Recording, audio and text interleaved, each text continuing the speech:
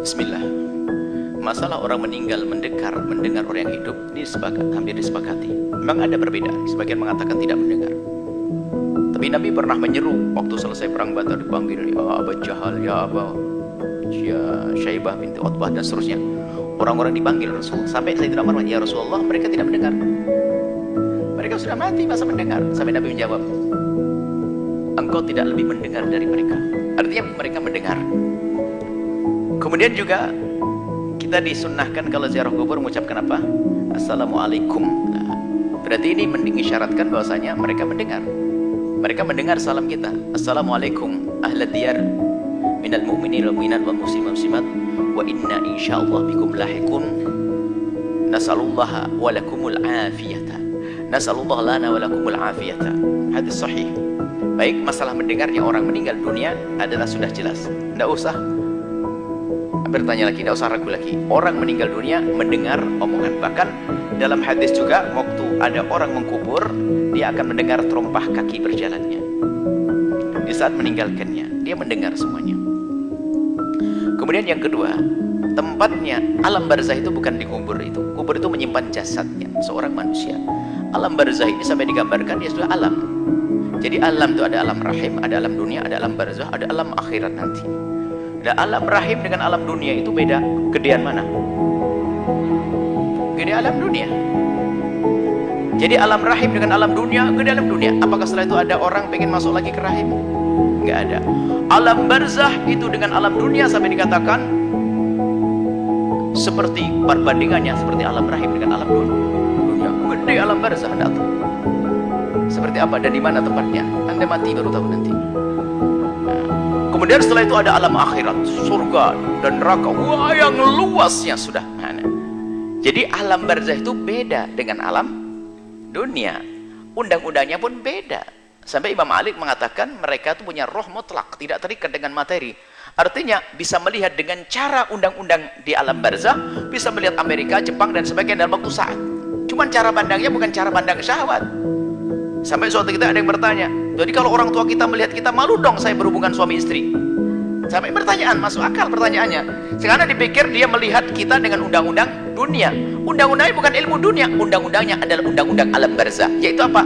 Amal baik dan buruk. Kalau melihat anaknya, seorang anak perempuannya melayani suaminya, hubungan suami istri, bagi seorang ibu adalah jadi amal baik, bukan hubungannya. Karena ada syahwat lagi di situ, bukan urusan syahwat. Nah, jadi mendengar dan melihat.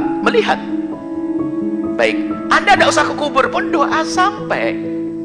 Tidak harus pergi ke kubur. Adapun pergi ke kubur ini babnya beda. Masalah ziarah kubur yang diajarkan Nabi, bukan masalahnya adalah masalah doa. Kalau doa Anda di mana saja berdoa, doakan dia, doakan beliau-beliau yang telah meninggal dunia dimanapun Anda berada. Kemudian, adapun masalah ziarah kubur ini banyak faedahnya. Kuntu nahaitukum an ziyaratil qubur. Aku pernah melarang kalian ziarah kubur, kata Nabi. Ala fazuruha, sekarang dianjurkan Nabi. Ziarahlah kubur kalian, fa innaha tudzakirukumul maut wa tudzakirukumul akhirata. Karena ziarah kubur mengingatkan engkau akan akhirat. Jadi kalau kita ziarah kubur siapa saja untuk mengingatkan akhirat. Bahwasanya kita pun bakal mati. Semakin hari kita semakin dekat dengan yang dilihat. Agar kita sadar untuk semakin giat dalam beribadah, memanfaatkan waktu yang tersisa, memanfaatkan hembusan nafas yang masih ada, menjauhi kemaksiatan.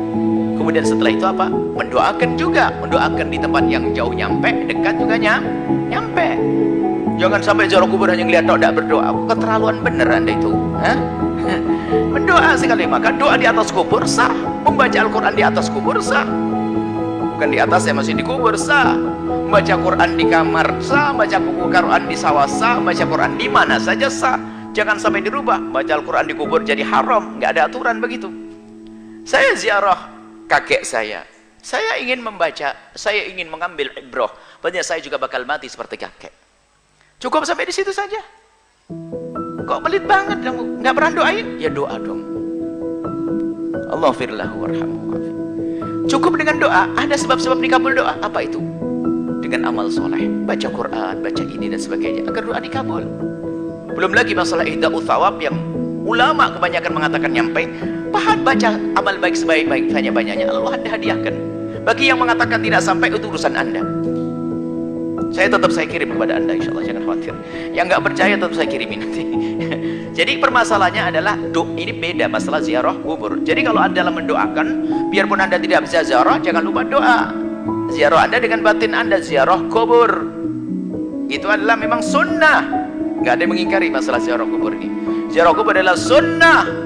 Ziarah kubur asal manusia saja sunnah. Bagaimana jika itu ziarah baginda Nabi Muhammad sallallahu alaihi wasallam? Ada akhir zaman yang mulai dirubah. Ziarah kubur Nabi jadi bid'ah, aneh sekali. Ziarah orang tua kita sunnah, ziarah kubur Nabi jadi bid'ah. Baik, semoga Allah menjaga iman kita, mengampuni kita, dan berikan keselamatan, husnul khatimah, melapangkan kubur kita, alam barzah yang lapang ya. Kemudian sampai di padang mahsyar dengan selamat dan hingga di surga Allah Subhanahu wa taala. Allah alam bisawab.